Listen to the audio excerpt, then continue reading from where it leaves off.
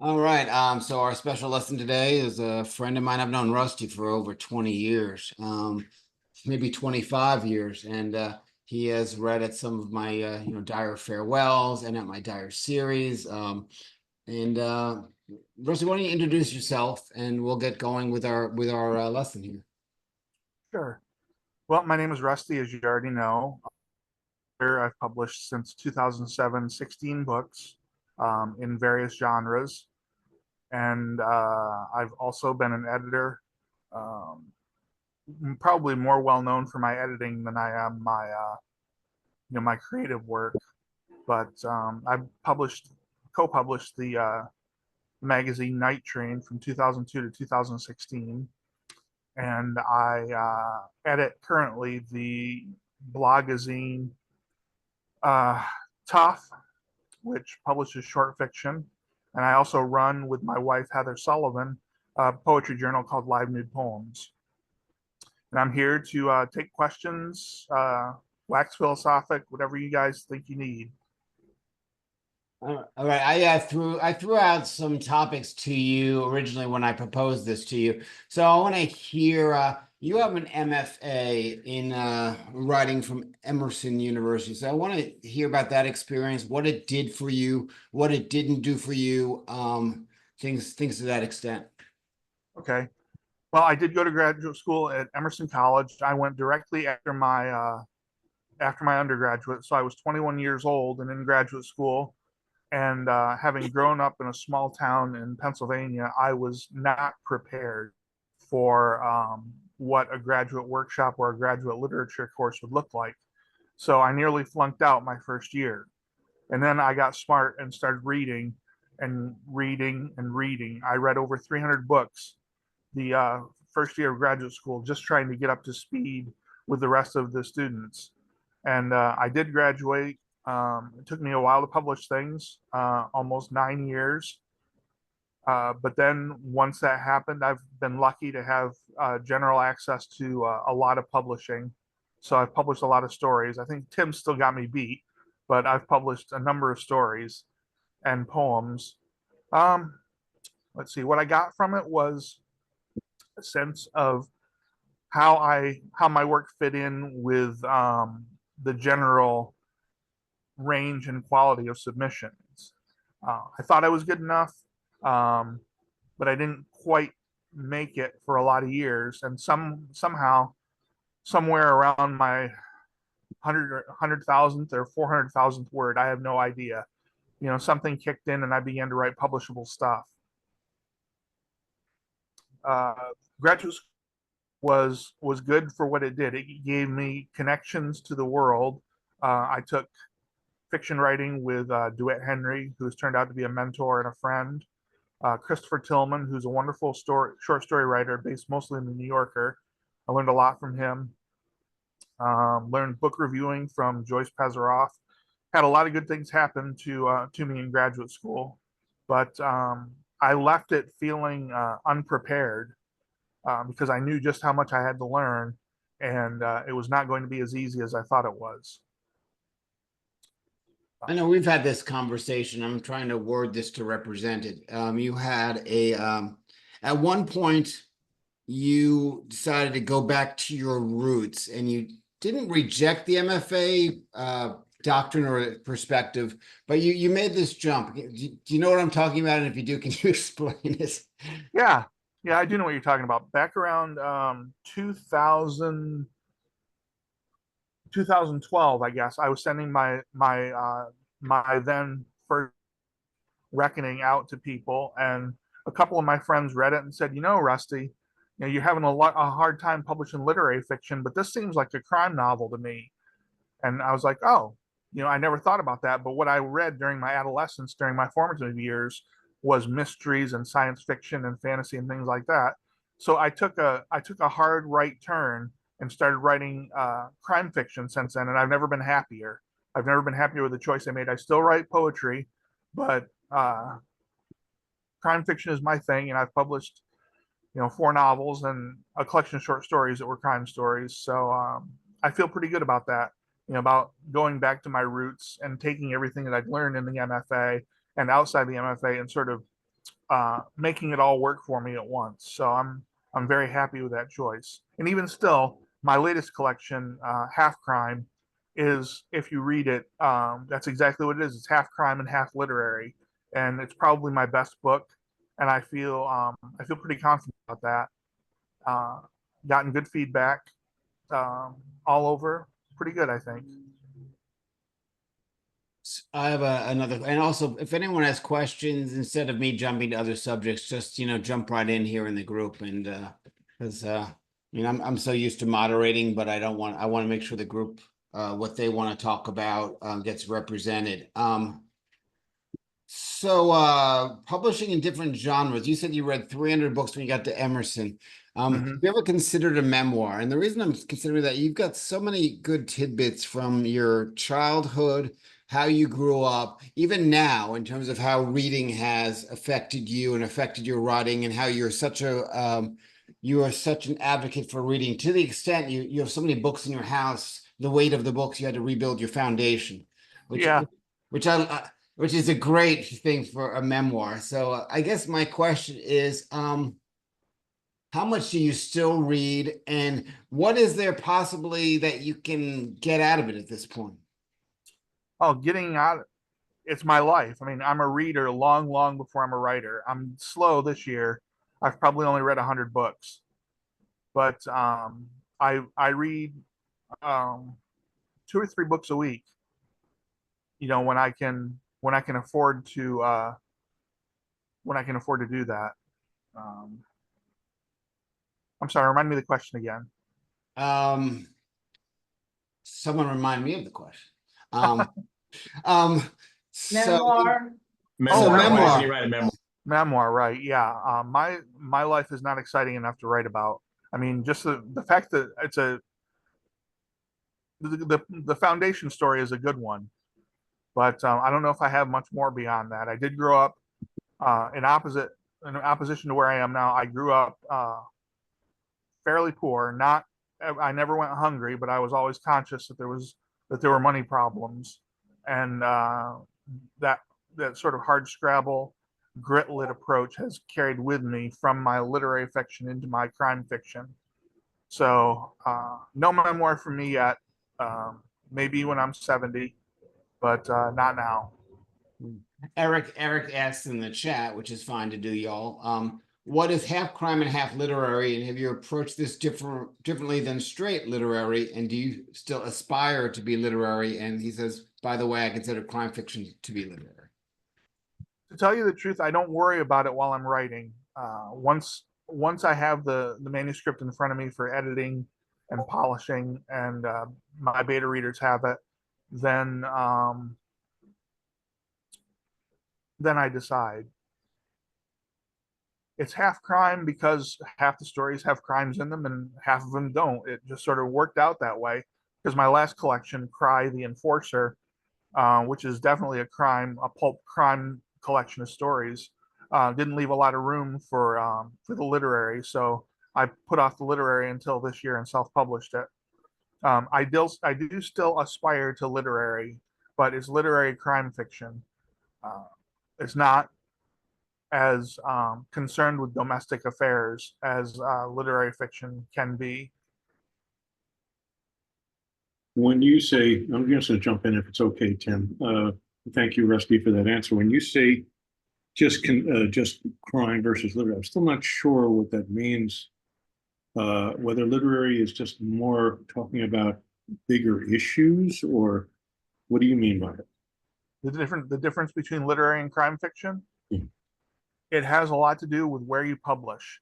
Most of my short stories lately have been published in crime scenes or crime zines, so I'm more likely to write things that are publishable.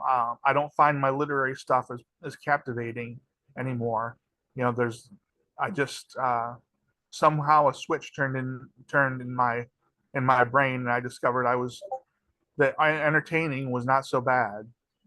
Crime fiction is entertaining. It's quick. It's easy to get into. Literary fiction pretends, at the very least, to a more complicated setup of influences and uh, general outlook. So I mean, I still write the same way. It's all putting my fingers to the keyboard, but it's keeping in mind that that my primary job in crime fiction is to entertain rather than to elucidate the way literary fiction claims, which doesn't always mean they do. Thank you. Since we've got three, all right, so basically we've got people that write a little bit of everything. So I'm going to talk to you about three genres and really briefly, since you're such a tremendous reader, what you look for in each. So when you're reading a memoir, what makes a good memoir in your eyes? That's a good question. I guess I would go back to say to a classic memoir, or what has become a classic, Mary Karr's Liars Club, which is about her father and her relationship in Texas, I believe it was, that she spends a great deal of time on the particulars of the country that she's living in, and her father, of course, because that's what the memoir is about. And I think she concentrates on her father's exploits, memoir worthy certainly, but how she relates to them as an adult. So I think that reflection is probably more typical of literary fiction than it is of say crime fiction, or even crime memoirs, true crime. No, all right. So how about when you read a novel, whether it's a crime novel or not a crime novel? What really makes a good novel in your eyes? A good novel has an opening that catches you, either with the language or the uh, the idea behind it, the plot point. Um, for example, my first novel, Reckoning, I started out with really not much of an idea. It was the first novel I had ever completed. As you know, Tim, I failed several times before I made that one work for me. But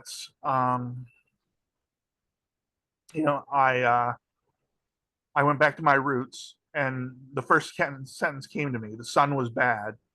And it's not a particularly good sentence, but something in it um, made me say, "Okay, the sun is bad. Well, why is the sun bad? Because there's this kid working in the fields, and he has a pistol, or he has a gun with him, but he doesn't use it. And then he's out tending to something in the field, and a shot rings out over his head, and then a couple more, and that happens in the very first paragraph. So immediately I had that sense of being in a place and having something happen. And a lot of times having something happen is where literary fiction flounders, because people think it's more about the essence of the thing, the learning, the what do you take from this. And instead I chose to start with a shootout. So you like the hook in the beginning, whether it's a language hook or a plot hook or a first paragraph hook. Yes, make All me right, read it, make me want to keep on. all right, what about poetry? What makes good poetry in your eyes? These are such difficult questions. They are. Well, poetry is different for me because poetry is sort of my skill. I have written poetry since I was a kid. Didn't begin taking it seriously until my MFA program, when I had a graduate workshop with Bill Knott, famous irascible poet, um, taught at Emerson for years. And poetry, I look for a charged language, something that wants to be something more than prose, something that reaches. For live nude poems, the journal Heather and I edit, I prefer to have narrative fiction because or narrative poems, because I like to hear a story when even in a poem, and and great charged language. Again, I use that term, charged language, things that attempt to be more than what's on the page. Um, Heather is much more towards the narrative side. I have not broader tastes, but different tastes. For example, right now I'm reading up a lot on modernism and the poetry of the 1920s to the 1950s. Elizabeth Wolf wants to ask a question about first sentences. Yeah, I was interested when you said that. So I want to ask, do you get a great first sentence and then you're ready to start and run? Or do you have something pretty much written and then you go back and work on your first sentence? I was at I saw a video that Robin Stratton put out about not only the importance of first sentences, but her thing was you can't really write a good first sentence until you know what's going to happen so that you can both put in a hook and a little bit of foreshadowing. Mhm. So when you said first sentence, I was wondering how you did that. Well, first sentences are only the first way of doing things because you're setting the table for what comes next. Robin sounds like she plans a lot more than I do. The way it works for me is I get that sentence like I did for Reckoning. It was that I thought was not necessarily a great sentence, but charged enough to keep me going into the next one and then the next one after that. I'm very much a by the seat of your pants writer. A lot of people talk about the difference between pantsers and plotters, and I am definitely a pantser. I do not know what's going to happen until it happens. So that makes for a heavy rewrite, but bears out my the excitement I had for that first sentence or the first paragraph. Ed has got a question about your editing. You edit Tough Magazine, and what is your favorite story, and which is an example of what you were looking for there? Hmm. And is Ed looking for have his story named? Just wonder. That's tough. I would think the story that best represents us is a story by S.A. Cosby, who has turned into a huge name in the crime fiction genre. He wrote a story called The Grass Beneath My Feet, which was a very tight uh, story that you couldn't turn down. I can't tell you the quality that made me like it, but it was very blunt and brash, and had a strong voice right from the get go. So I would recommend any of his novels if you wanted to read something good. Um, John Cosby, writing as S.A. Cosby. All right, Sherry's got a question in chat about your schedule. You read 3 books a week on the average. You write, you complete what you write. There is much discipline there. How does Rusty, I used to, how does Rusty fit that into your life? Well, not well for the last couple of years.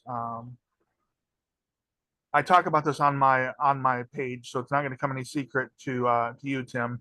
I have mental health issues, and for the last 2 years, I haven't been able to do anything beyond editing. I keep trying. I write a poem here and there, but somehow the electroshock therapy I underwent when I was in the hospital then has totally fouled my writing. So when I say I read 3 books a week and write and complete what I write, yes, that's true, but it hasn't been true lately. And doing things like this, doing things that are literary and that help people, are things that I hope will help. So 3 books a week when it's ideal. Not so much now. Like, I mean, what I hear too is, based on this discussion, your upbringing, your education, how you've changed your writing, what you do, and your battles, your very open battles with mental health and what you've been through. Like that's a memoir right there. Like, it's got all the components that can really also be entertaining, interesting, and helpful.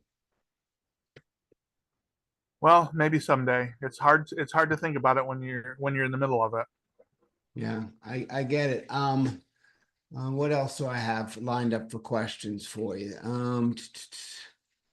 How are you in terms of fic? Obviously, with nonfiction, you must have certain degree of accuracy in researching. How much do you research, and how do you research for some of your more fictitious work?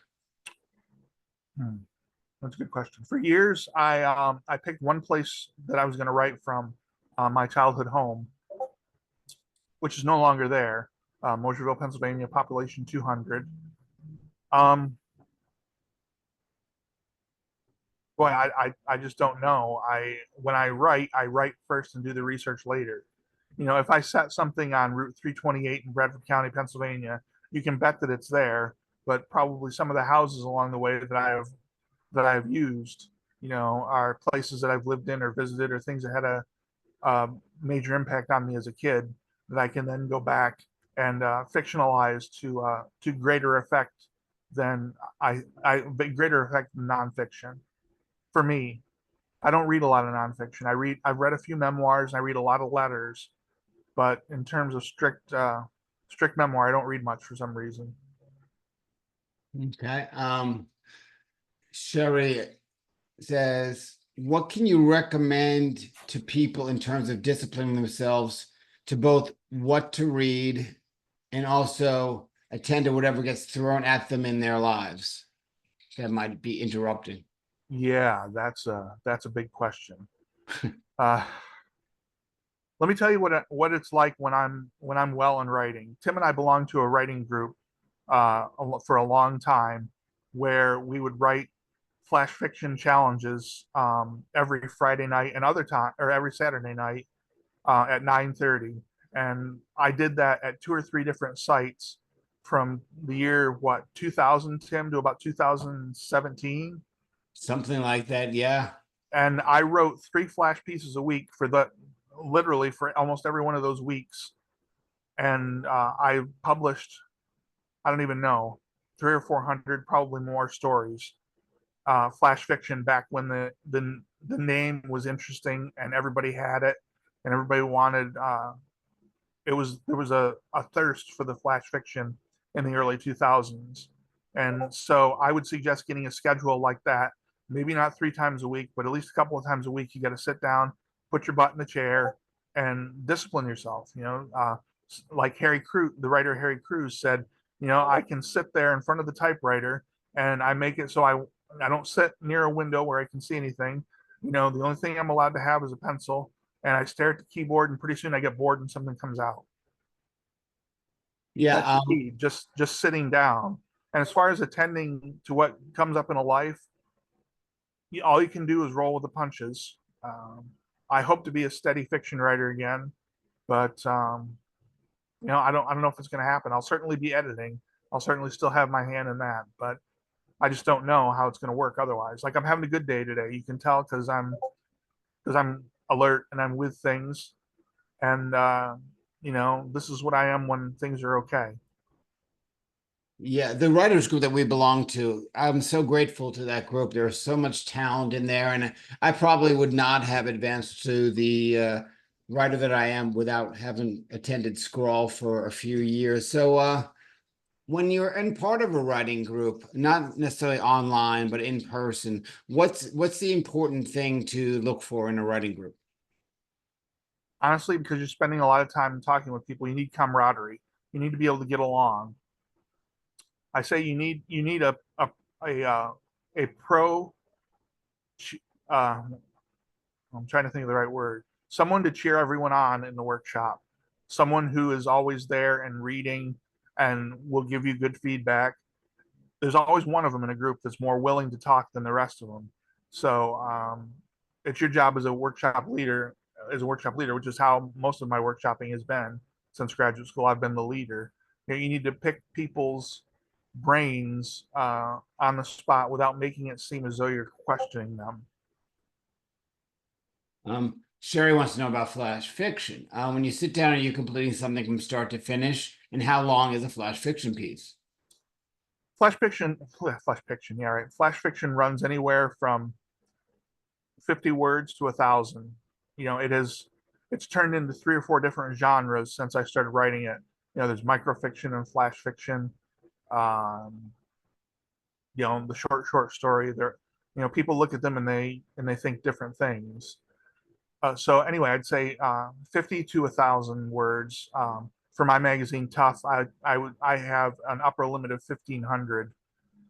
You know, for Tough, 1,500. I don't publish anything under 1,500 because I figure the other magazines will have that. I do think of it as as starting and finishing in one fell swoop and then editing. That's why many of my flash pieces turn into poems. So really, it all depends on what I'm feeling at the time. Yeah, I think stream of consciousness when writing flash is really important because Right. you get locked into something really realistic. You can make it totally metaphorical. You can make it like totally dreamlike as well. So that's the beauty of that genre. So tell us a little bit about publishing and what you look for a publisher. How has the publishing landscape changed since, oh, say 2007 or so? Oh Lord. 2007 was when I published my first book, which was a collection of flash fiction. At the time, there was me and Kim Chinqui, and a bunch of the more well-known writers. Kim is pretty Kathy well known. Fish. Yeah, all those they were all coming up in during that time and have really expanded the notion of what short fiction is. Pam Painter as well. Um,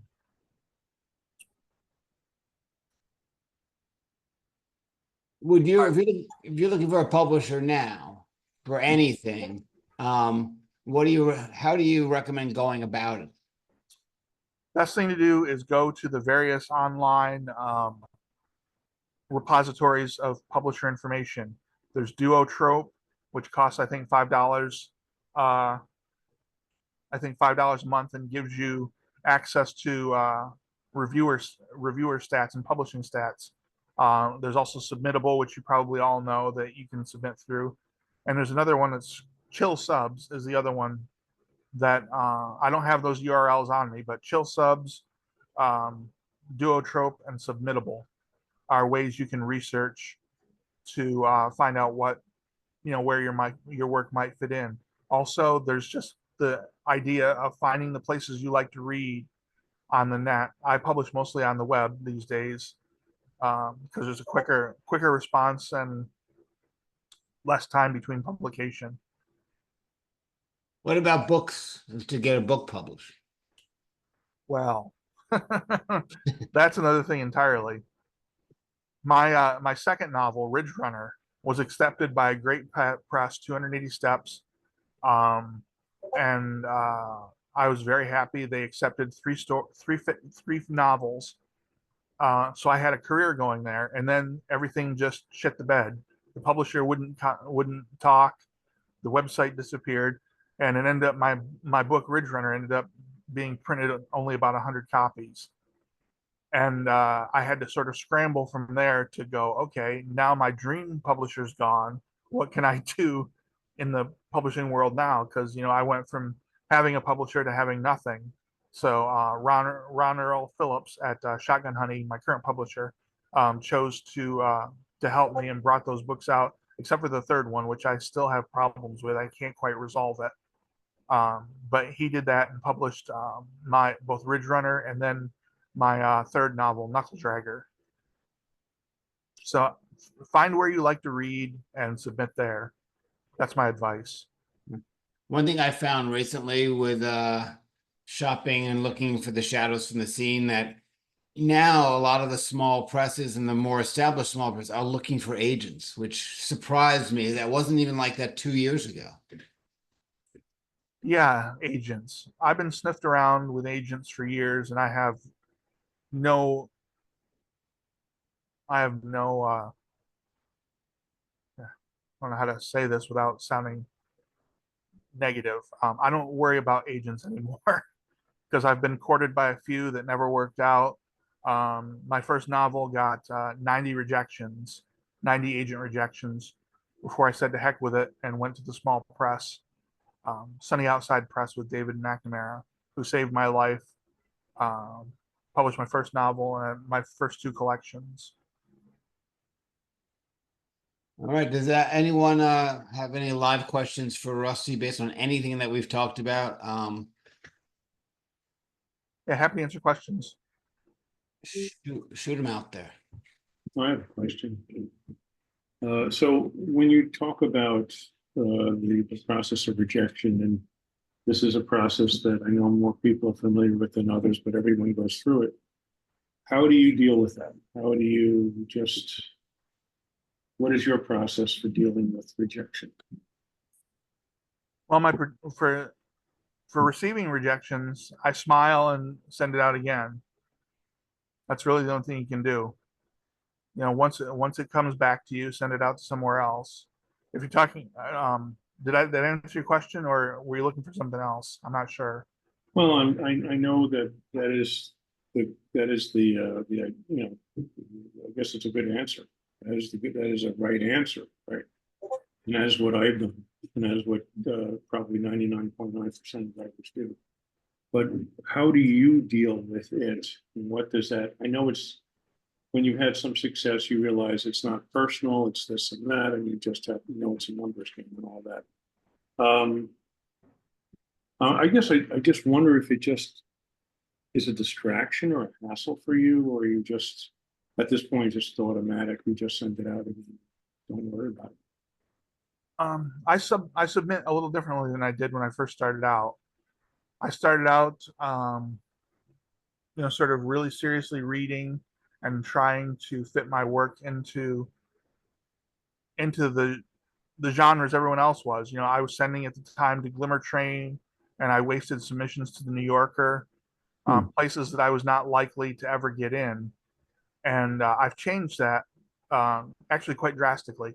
I send to places now that are online, that publish quickly, that that I know I can link to my friends and family and have them be able to read it in a fairly short amount of time. So that's what I do now. I used to agonize, you know, as everyone does over rejections. You know, why can't I break through? What is it that I have to do to get my work out there sufficiently? And there's no one answer. You just gotta pick something and push ahead with everything you got. I saw Brent Easton Ellis read, and a lot of people are asking him, questioning about publishing and how to be published. And his response was, well, you shouldn't ask, how can I get published? You should be asking, how can I get good? So let me ask you that question. How do people get good in writing? Well, I can only talk about my process. I graduated from with my MFA in 1995. I published my first story in 2000 or 2001. I had a poem published in 1996, which held me together, and gave me hope, you know, throughout the early 2000s until my I handed David, my publisher at Sunny Outside, 60 flash stories and said, "Can you make a collection out of this? Because I can't." 60 previously published stories, and that's how it went. Anyone else have any questions they want to ask on the fly? Yes, I see someone, Sherry, had a question. Duotrope is a paid service. I think it's $5 a month. Yeah, I listed in the chat too. If you're looking for longer works to get published, it's great lists on the new pages. There's great lists of poets and writers about publishers that are taking work or still open. Those are the ones that I've gone through before, and they're really, really helpful. I have a question. Sure. Rusty, do you have any advice on query letters? Just that's a very open question, but I'm just starting that process. So Oh, wow. any advice is welcome. God be with you, man. Wait, I let me write letters- that down. query letters and synopses are the bane of my existence. I don't do either one of them very well. So I tend to write a draft and then bounce it around to people who've had a little more success than I have. I'm privileged to be able to do that. And they have in turn helped me out a lot. But do your best and then get Okay. somebody else to read it. Okay. That's key. And the big trick with synopsis is different publishers want different things in a synopsis. So sometimes they want a word count, sometimes they want the entire plot, so it's just be really, really careful to submit to those folks exactly what they're looking for, because like sometimes you can walk into a trap And the trap is like in your synopsis, I don't want to see one semicolon. You put a semicolon in there, you're gone. So just be really, really careful. Like if it's not if it's a space and a half instead of double space, they won't even read it, which is not fair, to be honest with you. But there very often there's a rhyme to their reason, but you don't always know what the rhyme is. Right. Where do you find those guidelines though? I mean, if you're writing to somebody who you've never talked to before. It's in the guidelines section of the submissions or on a website. Or Excellent. Yeah, I mean, I had one that like they wanted the page numbers, they wanted me to paginate it, and it had to be in the center, in the footer. And for the love of God, I could only get it on the right. I couldn't figure out how to do it on the center, and it was like late at night, and I just submitted it anyway. I say, my apologies if the numbers are on the left. I just couldn't deal with it, is what I wrote, and they were fine with it. But you never know. Proving once again that editors are as nutty as writers. So Eric threw out the phrase, it's a numbers game, and I think Rusty did too, but like, it is a numbers game, but when you're new, the numbers are a lot less. So what are some of the things you can do to increase your percentages and increase the acceptance rejection rate?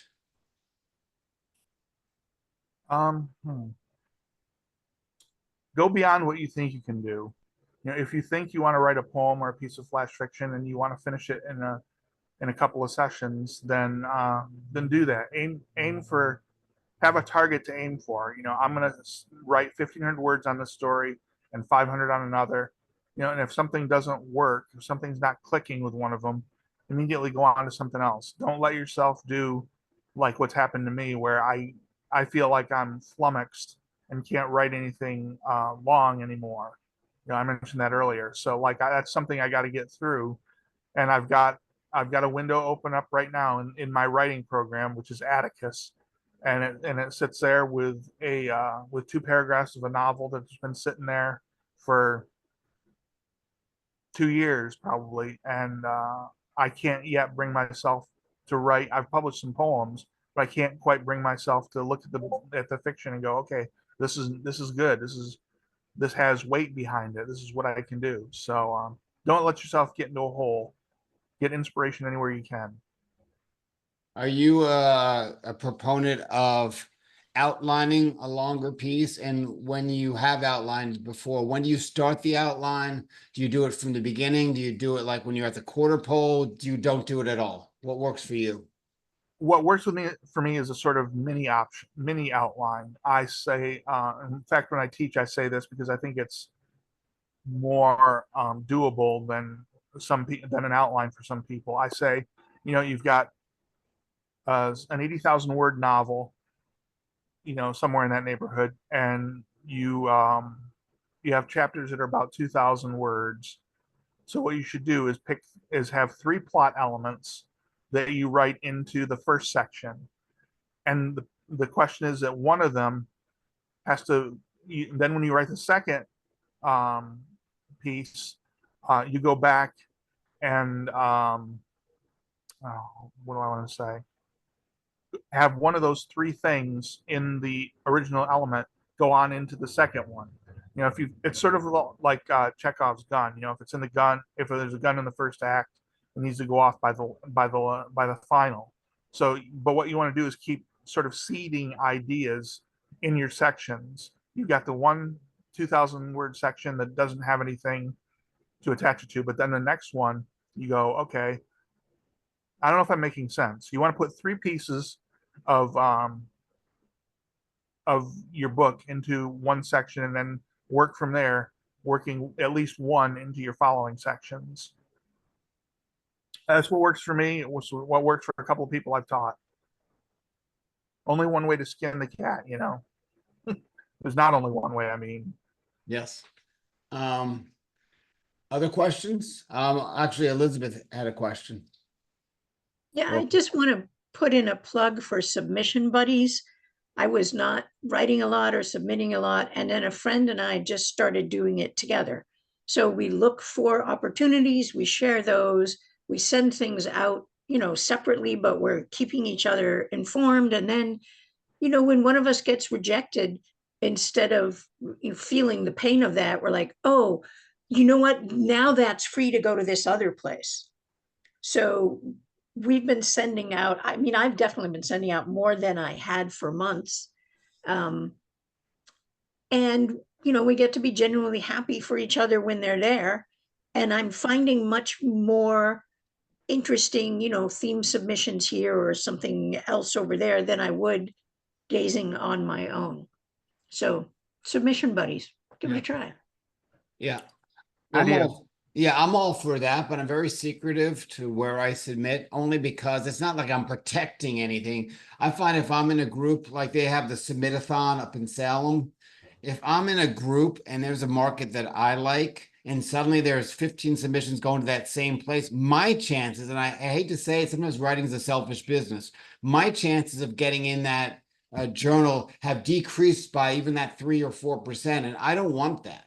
Like, you know, it's hard enough to get into places that you like. So if I'm doing a submission buddy, it's more of a, I'm more like kind of check in with them. Oh, you got rejected. What next? And I'm not giving publishers' names. I'm not revealing the contests specifically that I'm entering. Because look, if I'm paying to get into a contest, that one submission by somebody else that I know and love may beat me out, you know, and that sucks. I don't want that.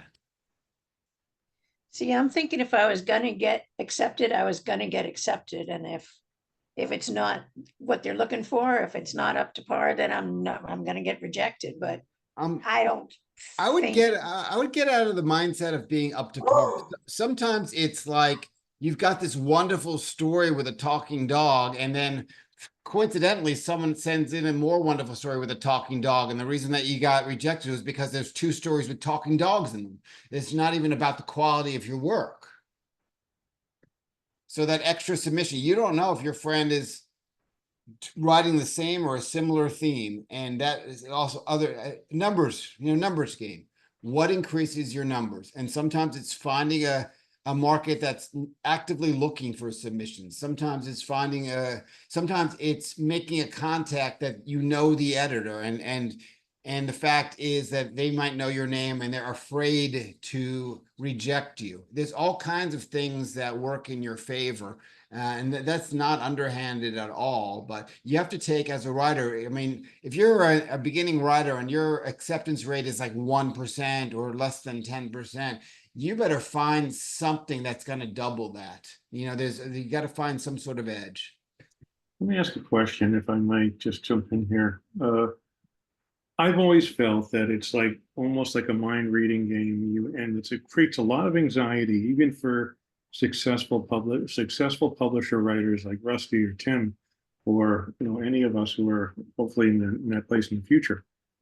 Where you don't know the editor, and even if you know the editor, you got to play this game behind the scenes and try to do this stuff. Is there any way that around that where you just, all right, look, what is it that you're looking for? I read your work, I read the publication, I think I have a sense for what it is that you like to publish, but without having to try to read somebody's mind and to as Tim said, to give yourself a better than even chance, which is not underhanded at all. It's also, I may disagree with the idea of looking at this as scarcity. I know that editors, like writers, are protective of their time. They only have a limited amount of it. They only are going to take what they want, and it is luck of the draw.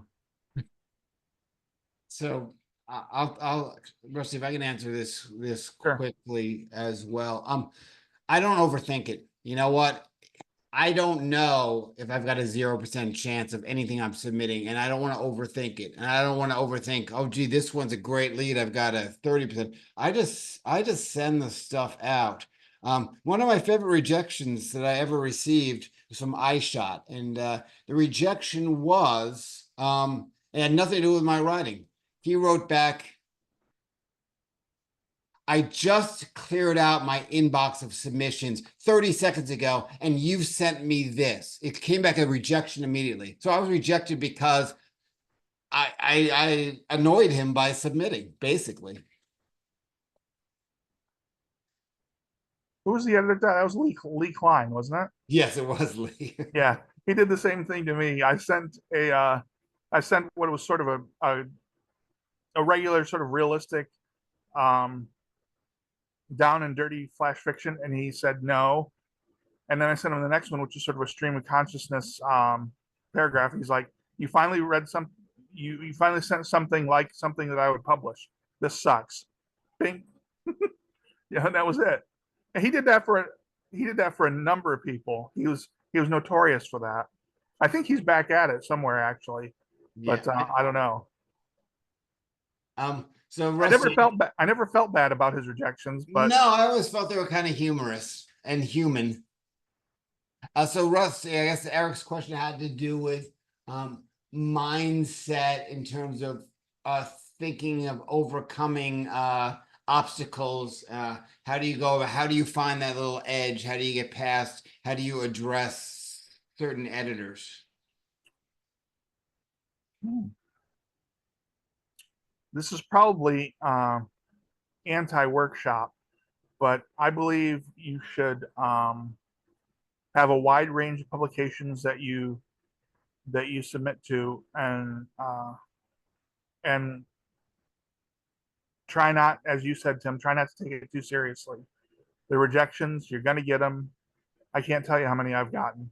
I used to keep a file folder full of them. For what reason, I have no idea. But around 2010, 2011, when I'd been publishing fairly regularly for a while, I just said, this is stupid. What am I doing? I'm opening wounds every time I look at this. I go, oh, wow, I could have gotten this, and I wanted to get this in the Plowshares, and they sent me a form rejection. You just got to get up and do it again, like the tub thumping Chumbawamba. I get knocked down, but I get up again. I used to have enough work in my folder, so if the submission process said send us 3 pieces and they reject all 3, I would take those 3 pieces that were rejected, immediately send them someplace else, and immediately send back to the place that rejected me. And I know that some of the, especially the second part of that, a lot of editors don't like that, but you know what? It's my work and it's my writing, so I don't really give a shit about that. I really don't give a shit about what editors think. I just want to get the stuff out there, and I'm a sending machine when I was a sending machine. Now it's more likely I'll wait till someone. I get emails all the time. Tim, you got anything new for us? And then I submit. Any other questions? Ed, do you have any questions? I've want to invite the newbie in.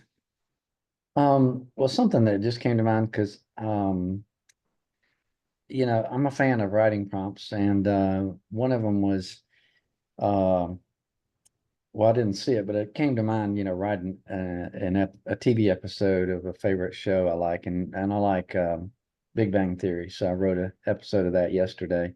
And the day before, I wrote a interview with Mark Twain. Really, I just had a lot of fun with those. And it got to my 1,000 word a day practice that I like to do, that I've been diligent with since the beginning of June, off and on.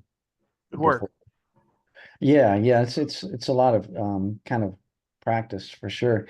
And something sometimes comes out of that, little nugget that I can launch from there. So I say all that to say, do you have an idea or a writing prompt that you particularly enjoy, that you've had fun with? When I was doing prompt writing a lot, which I still do, honestly, 3 or 4 times a month, there was a site from I believe Robert Peake was his name, Peake, and he has a mechanism on his website to use. You can click a button and you get 4 or 5 different words, or however many different words you want, and a public domain image. And every time you hit the button, you get a different one. So that is very instructive to me, knowing that random words can be fit into something, and how I do that is completely up to me. And sometimes it comes out of left field, and sometimes I'm like, okay, I can get a gritty redneck short story out of this, and I do. So yeah, I've also done prompts, just images, like one There was one at Scrawl, the site that Tim and I both. Oh boy, I can't think of it now. But he would do prompts, but there's a word for a headscarf, not babushka, but something else. And it was such a weird prompt that it took everybody off in different directions. Mhm. And damn, I can't think of what the name was, but it got everybody going because it was so unusual. So good single words can do that, can serve as a good prompt. Yeah. Yeah. I put a link down to a word generator or phrase generator called Watch Out for Snakes. It used to be called randomwordgenerator.com, but for some reason they had to change the name, probably because it was in use. And basically you can come up with 4 random words. You can make them difficult, easy, etc. And I've gotten a lot of poems out of that. There's also, you can just do basic Google image search for unusual pictures, strange pictures, anything you think is out of the ordinary. Just, anything that comes up that's like uncool, like if a dick pic comes up, it's not my fault. It's just an unusual dick pic or weird, strange, whatever it is. Just be careful. You maybe don't do it in public, but I've found a lot of very interesting photos to use. And even if they're not public domain or whatever, you're not reproducing the photo. If you're using a photo prompt, I always advise people, like, you need to write it as if the photo doesn't exist. That's because you're not going to be carrying the photo around with you. Last question. It is 2:01. Eric says, do you ever put up a favorite book, search a random page for jumpstarting your brain? Oh, it actually was pickup. Do you ever pick up a favorite book? Hold that up higher, Rusty. It's a collection of works about Robert Creeley, the great poet Robert Creeley, and interviews and criticism and things like that. And very often I will get an idea if I'm stumbling across someone writing a critical article about one of my favorite writers. I will go to that and go, oh, okay, well, maybe I could do something like that. Or, no, that doesn't sound right. Maybe I could do the opposite of that. But either way, it gives me a chance to get outside of my own head and into someone else's for a minute, which is very often helpful. And if reading doesn't work for jumpstarting your brain, sometimes I open a page of a book that I love and I'll type a paragraph, just type it without even thinking. And then I find that jumpstarts my brain into my own work. Thank you very much. Rusty, thank you for being here. Sure. That's really, Glad really to do it. awesome. And this is our group here, and I appreciate you all for being here as well. So I'm gonna shut off the recording right now. And Thanks a lot, Rusty. This was really helpful. Sure thing. Glad to help. Yeah, I did it. I very much appreciate it. Thank you. Thank you, Rusty.